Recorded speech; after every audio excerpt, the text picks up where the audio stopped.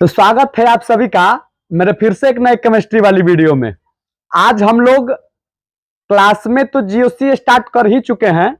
बहुत सारे जीओसी के कम से कम 7 से 8 क्लास जीओसी पर हम दे चुके हैं। तो अब रेगुलर नहीं कर पा रहे थे भैया, सोशल मीडिया पर एक वीडियो बनाने में बहुत ज्यादा परेशानी हो जाती है, तो हम रेगुलर नहीं कर पाते हैं। तो जो भी बेहतर बेहतर टॉपिक्स होंगे उन सारे टॉपिक्स को हम इकट्ठा करके आप लोगों के सामने देते रहेंगे। विनम्रता से अनुरोध रहेगा कि आप लोग इसे बेहतर ढंग से देखिएगा और अपना सुंदर नोट्स बनाइएगा और अपने पढ़ने पर ध्यान दीजिएगा। तो आज हम लोग पढ़ने वाले हैं कार्बनिक अणुओं में संकरण। हेडिंग लगा लीजिए, हेडिंग लगाएंगे आज कार्बनिक अणुओं में संकरण। कार्बनिक अणुओं में संकरण, ठीक है ना।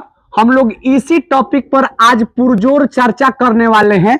और आज के बाद इतना बात तो आप लोग ध्यान में रखिएगा कि आज के बाद इस टॉपिक से कभी भी क्वेश्चन पूछेगा तो आप लोग इसे डील कर सकते हैं, क्योंकि हम इस प्रकार से इस टॉपिक को पढ़ाने ही वाले हैं कि न तो शॉर्ट होगा और न ही पूरा भैया डीप में होगा।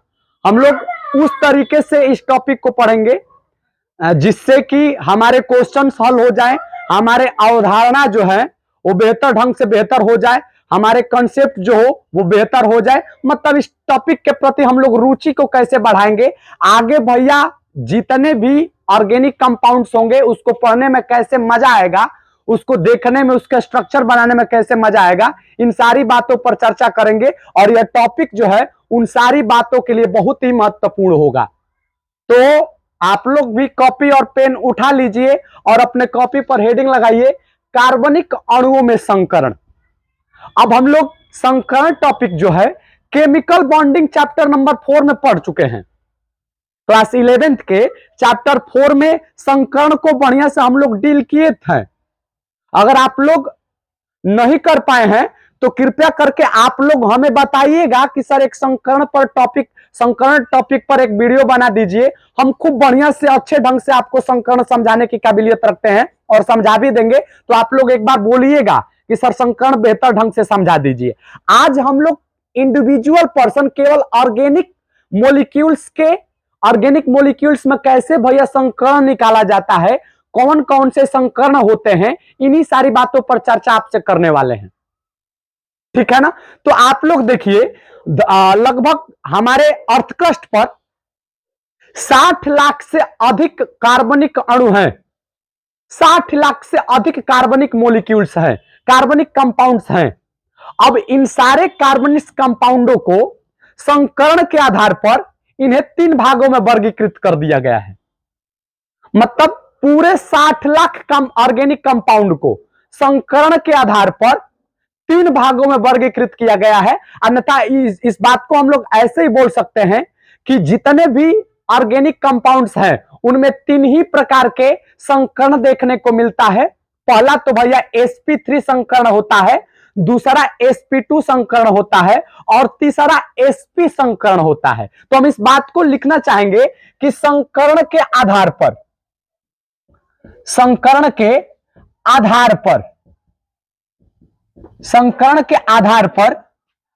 कार्बनिक अणु को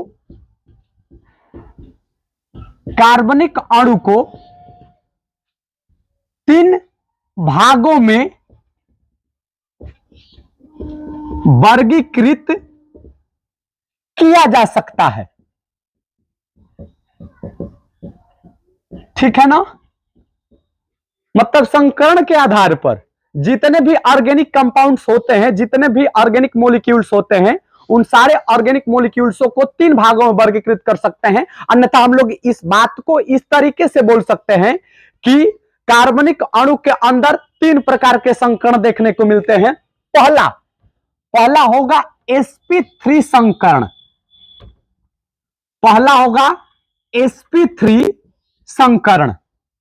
दूसरा होगा sp2 संकरण और सेकंड लास्ट होगा, मतलब लास्ट वाला होगा sp संकरण। उम्मीद करते हैं बातों को समझ गए होंगे आप। मतलब पहले कैटेगरी में, इस वाले भाग में हम उन सारे ऑर्गेनिक मॉलिक्यूल्स को रखेंगे जिसमें कार्बन का संकरण sp3 होगा। इस वाले समूह में हम उन सारे यौगिकों को रखेंगे जिसमें कार्बन का संकरण sp2 होगा, और इस वाले समूह में हम उन सारे यौगिकों को रखेंगे जिसमें संकरण sp होगा। ठीक है ना। अब बात रही ये सर कि कैसे पता चलेगा कि किसी ऑर्गेनिक कंपाउंड्स के अंदर sp3 संकरण है कि sp2 संकरण है कि sp संकरण है। मतलब कोई ऑर्गेनिक कंपाउंड दे दिया, जैसे मान लेते हैं कि कोई ऑर्गेनिक कंपाउंड CH4 दिया, कोई ऑर्गेनिक कंपाउंड CH4 दे दिया। अब हम कैसे डिसाइड करेंगे कि sp3 संकरण है कि sp2 संकरण है कि sp संकरण, कैसे आप लोग डिसाइड करेंगे? तो भैया बड़ी सिंपल सा एक सुंदर सा ट्रिक होता है। उसी ट्रिक के माध्यम से हम लोग, उसी फॉर्मूला के माध्यम से हम लोग ऑर्गेनिक कंपाउंड के अंदर संकरण को ज्ञात कर सकते हैं। वो कौन सा फॉर्मूला है? तो संकरण बराबर क्या होगा भैया? तो संकरण बराबर होता है number of sigma bond plus number of lone pair. अब हम लोग इसी फॉर्मूला के माध्यम से किसी भी ऑर्गेनिक कंपाउंड के अंदर आसानी से संकरण ज्ञात करके बता सकते हैं। यह फॉर्मूला जो होगा, इसी फॉर्मूला के माध्यम से हम लोग आसानी से किसी भी ऑर्गेनिक कंपाउंड्स के अंदर, किसी भी ऑर्गेनिक कंपाउंड्स के अंदर संकरण ज्ञात करके बता सकते हैं हम लोग। मतलब हम लोग ये तय कर सकते हैं कि उसमें sp3 संकरण है कि sp2 संकरण है कि sp संकरण है। किसके माध्यम से? तो इस फॉर्मूला के माध्यम से। चलिए हम लोग स्टार्ट करते हैं और देखते हैं भैया एग्जाम्पल की ओर। पहला एग्जाम्पल हम लोग लिखेंगे CH4, सबसे नॉर्मल कंपाउंड मार्स गैस में। तो मार्स गैस का अगर आप ये फॉर्मूला यूज करना चाहते हैं तो सबसे पहले आपको ये आना चाहिए कि आप ऑर्गेनिक मॉलिक्यूल्स के स्ट्रक्चर बना लेते हैं। कि हम उम्मीद करेंगे कि आप ऑर्गेनिक कंपाउंड के स्ट्रक्चरों के बारे में बेहतर से जानते होंगे कि ऑर्गेनिक कंपाउंड के स्ट्रक्चर को कैसे बनाया जाता है। अगर नहीं जानते हैं तो आप लोग बताइएगा, हम उस बात का भी भैया आप लोगों के सामने खंडन कर देंगे, बता देंगे, बेहतर से सीख जाएंगे। हम इस टॉपिक को यह मानकर पढ़ाने स्टार्ट किए हैं कि आप लोगों को स्ट्रक्चर बनाने आता है। अगर नहीं आता होगा तो बताइएगा, हम कोशिश करेंगे आप लोगों को बताने के लिए। तो CH4 का स्ट्रक्चर आप लोग बनाएंगे। तो CH4 का स्ट्रक्चर लुईस बाबा के अकॉर्डिंग कुछ इस प्रकार से होता है, कुछ इस प्रकार से, कुछ ऐसे होता है CH4 का स्ट्रक्चर। अब इसमें आपको क्या डिसाइड करना है? आपको डिसाइड करना है कि सिग्मा बॉन्ड्स कितने हैं और लोन पेयर कितने हैं। जब तक आपको सिग्मा बॉन्ड नहीं पता होगा, लोन पेयर नहीं पता होगा, तब तक आप इस फॉर्मूला का यूज नहीं कर पाएंगे और इस कंपाउंड के अंदर संकरण को ज्ञात नहीं कर सकते हैं। तो भैया बड़ी सिंपल कंपाउंड होते हैं। देखिए ना, जितने भी सिग्मा बॉन्ड्स, जितने भी सिंगल बॉन्ड होते हैं, ऑल सिंगल बॉन्ड्स, जितने भी सिंगल बॉन्ड होंगे आर सिग्मा बॉन्ड्स। मतलब कि जितने भी सिंगल बॉन्ड्स होते हैं वो सभी सिग्मा बॉन्ड्स होते हैं। ठीक है, सिंगल बॉन्ड दिखा तो समझ जाइए भैया कि वो सिग्मा बॉन्ड है। डबली बॉन्ड में से, डबली बॉन्ड में एक सिग्मा और एक पाई होता है। अब डबली बॉन्ड में किसी एक को सिग्मा बोल दीजिए और किसी एक को आप लोग पाई बोल सकते हैं। ट्रिपली बॉन्ड में किसी दो को भैया हम लोग पाई बॉन्ड बोलेंगे और एक को सिग्मा बॉन्ड बोलते हैं। कोई दिक्कत परेशानी? तो अब यहां पर आप लोग करिए, देखिए ना भैया, इस कार्बन के पास संकरण हमेशा सेंट्रल एटम का ही ज्ञात किया जाता है। सराउंडिंग एटम का भी ज्ञात कर सकते हैं, लेकिन ज्यादातर केस में आपसे सेंट्रल एटम का ही भैया संकरण देखने को, निकालने को मांगता है या दिखने को मिलता है हम लोगों को। तो यहां पर सेंट्रल एटम कौन है? कार्बन है। इसके पास सिग्मा बॉन्ड्स की संख्या कितनी है? तो गिनिए सिग्मा बॉन्ड्स। सिग्मा बॉन्ड्स का मतलब कि सिंगल बॉन्ड गिनिए, 1 2 3 4। मतलब ये भी सिग्मा बॉन्ड है, ये भी सिग्मा बॉन्ड है, ये भी सिग्मा बॉन्ड है और ये भी सिग्मा बॉन्ड है। मतलब सिग्मा बॉन्ड्स की संख्या कितनी हो गई भैया? तो सिग्मा बॉन्ड्स की संख्या 4 हो गई। कितनी हो गई? 4 हो गई। तो लिखेंगे भैया सिग्मा बॉन्ड्स की संख्या 4। लोन पेयर कहीं दिखाई दे रहा है क्या इस कंपाउंड के अंदर? नहीं। तो लोन पेयर के स्थान पर आप लोग 0 रख सकते हैं। अब आप लोग इस फॉर्मूला को लगाइए, इस वाले सिग्मा बॉन्ड के जगह पर क्या लिखेंगे? 4, और लोन पेयर के स्थान पर क्या रखेंगे? 0। तो 4 + 0 यानी कि क्या हो जाएगा? 4 हो जाएगा। और हम एक बात बता रहे हैं, जब इन दोनों का योगफल अगर 2 आ रहा है, अगर इन दोनों का योगफल 2 आ रहा है तो समझ जाइए कि उस कंपाउंड के अंदर sp संकर्ण है। कोई दिक्कत? अगर 3 आ रहा है तो आपको समझना है sp2 संकर्ण होगा। अगर 4 आ रहा है तो आपको समझना है sp3 संकर्ण होगा। तो भैया कितना आ रहा है? यहां पर 4 आ रहा है। तो आप लोग क्या बताएंगे? इसमें संकर्ण क्या है? sp3 संकर्ण। अब इतना इजी से हम लोग किसी कंपाउंड के अंदर संकर्ण को ज्ञात कर सकते हैं, ठीक है ना? तो कुछ नोट करना है तो आप लोग नोट C2H6, C2H6 में हम लोग को संकर्ण ज्ञात करके बता देना है। तो संकर्ण ज्ञात करने के लिए ऑर्गेनिक कंपाउंड का जब भी आप संकर्ण ज्ञात करना चाहते हैं तो सबसे पहले आपको स्ट्रक्चर बनाना आना होगा। अगर नहीं आ रहा होगा तो आप संकर्ण नहीं ज्ञात कर सकते हैं। तो उम्मीद करते हैं कि आप लोग इसका स्ट्रक्चर खींच लिए होंगे। अब तक स्ट्रक्चर खींचेंगे तो कुछ इस प्रकार से होगा। C single bond C, 3H इसके पास और 3H इसके पास। कोई दिक्कत परेशानी? मतलब अब इसके पास कार्बन की संख्या 2 है और हाइड्रोजन की संख्या 6 है। अब आप ही सोचिए, हम लोग पिछले वाले कंपाउंड में क्या कर रहे थे? संकर्ण किसी एक केंद्रीय परमाणु पर निकाल रहे थे। अब यहां पर केंद्रीय परमाणु 2-2 हो गया, तो क्या करना है? दोनों पर निकालेंगे हम लोग। ये ना कि बस एक ही मिला तो केवल एक पर ही निकालना है ना भैया। हम क्या बोले? केंद्रीय परमाणु पर संकर्ण ज्ञात किया जाता है। तो केंद्रीय परमाणु यहां पर कौन कौन है? 2 कार्बन है। तो मतलब इन दोनों पर आपको संकर्ण ज्ञात करना होगा, इस कार्बन पर भी और इस कार्बन पर भी।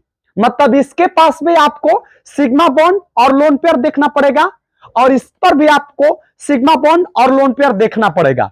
अगर नहीं देख पा रहे हैं तो गलती कर रहे हैं। तो चलिए हम इस पर पहले ज्ञात करते हैं। इस वाले कार्बन को हम लोग 1 बोलते हैं और इस वाले कार्बन को हम लोग 2 बोलते हैं। पहले 1 पर निकालते हैं, उसके बाद 2 पर निकालेंगे। तो संकर्ण पहले 1 पर।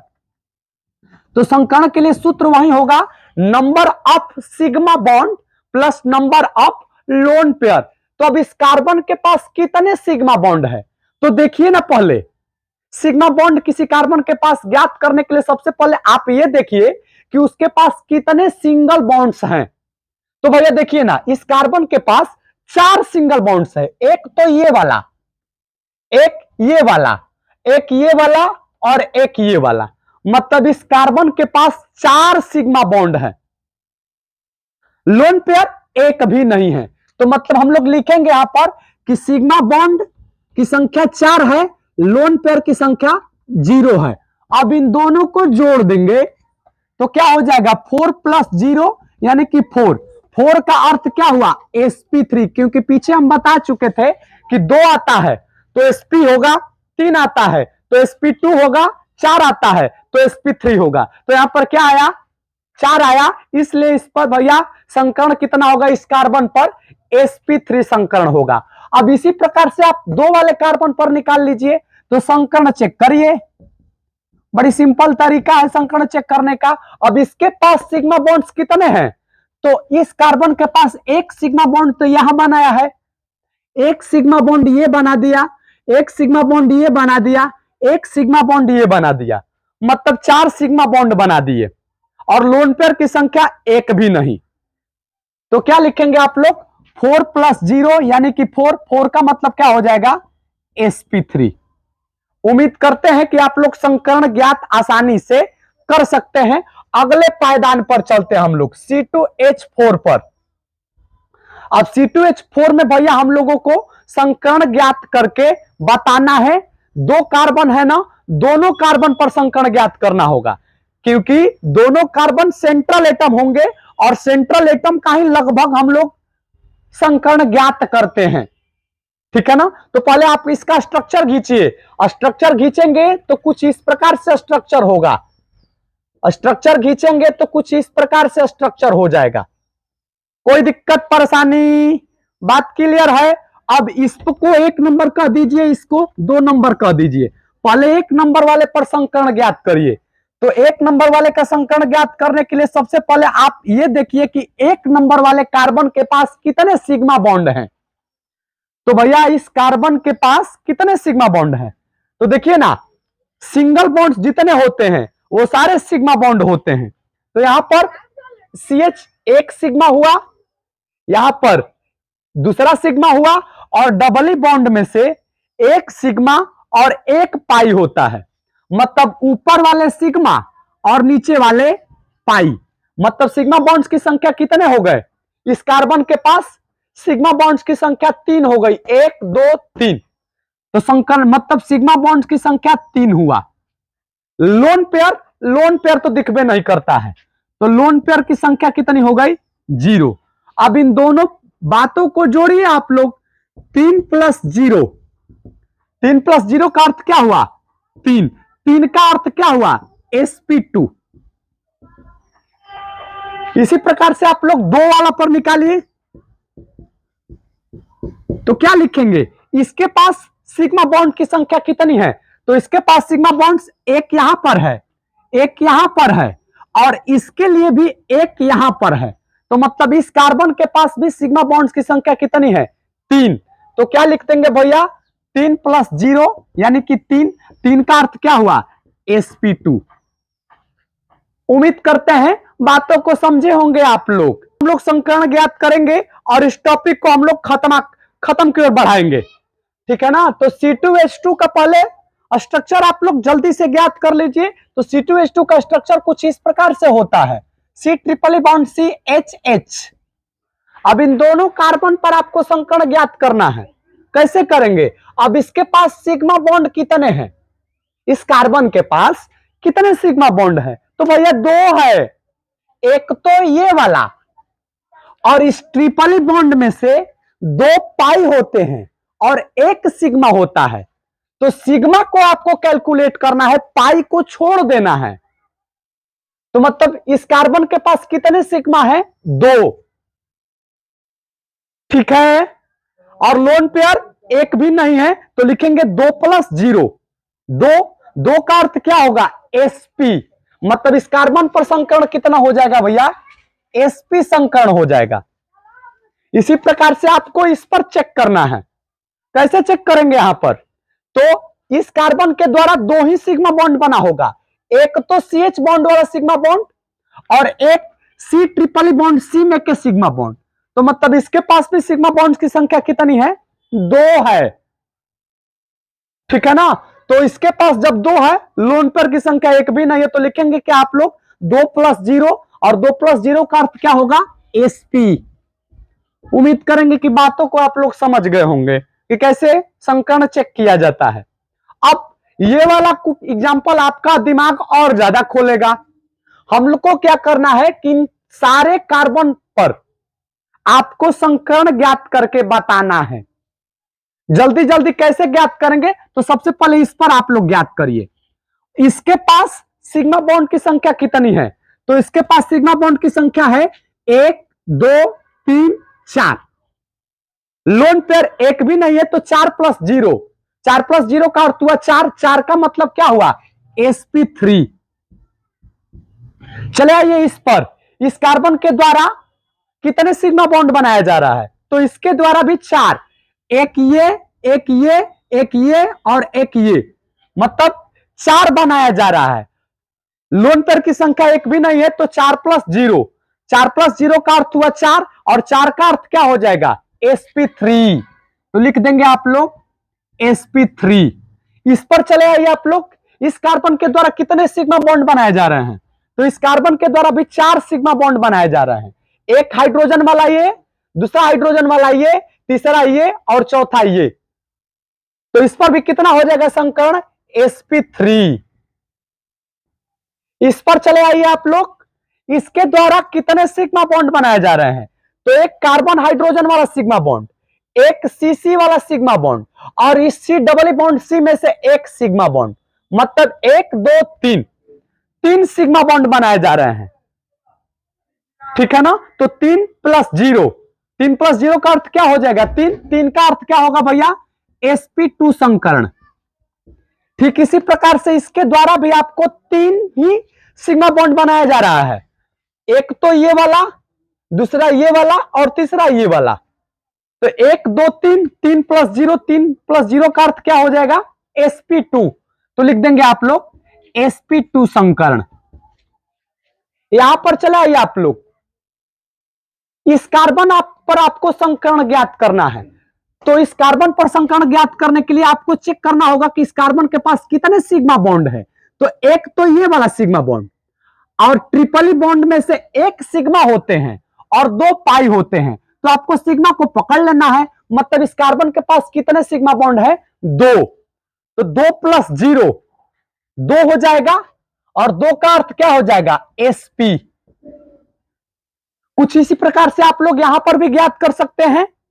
C ट्रिपली बॉन्ड C और सिंगल बॉन्ड है, तो एक तो सिग्मा बॉन्ड यहां पर हुआ और ट्रिपली बॉन्ड में से एक सिग्मा बॉन्ड यहां पर हुआ, मतलब इस कार्बन के पास कितने सिग्मा बॉन्ड है? 2। 2 ही ना है, तो 1 + 1 2 हो जाएगा। लोन पेयर की संख्या 0 है, तो 2 + 0 कितना हो जाएगा? 2 ही हो जाएगा। तो 2 का अर्थ क्या होगा? sp। इस पर आप लोग कैलकुलेट करिए, तो इसके पास सिग्मा बॉन्ड्स की संख्या 4 है। 1 2 3 4, लोन पेयर एक भी नहीं है, तो 4 + 0 4, 4 + 0 का अर्थ 4 हो जाएगा। 4 का अर्थ क्या हो जाएगा? sp3। तो आपको होमवर्क के तौर पर छोड़ रहे हैं, खुद ही आप लोग करिएगा। इसमें प्रत्येक कार्बन पर आपको संकरण ज्ञात करना होगा। आप लोग बताइएगा, अन्यथा कमेंट बॉक्स में डाल दीजिएगा, हम देख लेंगे। बाकी आपको ये वीडियो कैसी लगी, आप अपनी राय कमेंट बॉक्स में जरूर दीजिएगा। धन्यवाद, प्रणाम आप सभी को।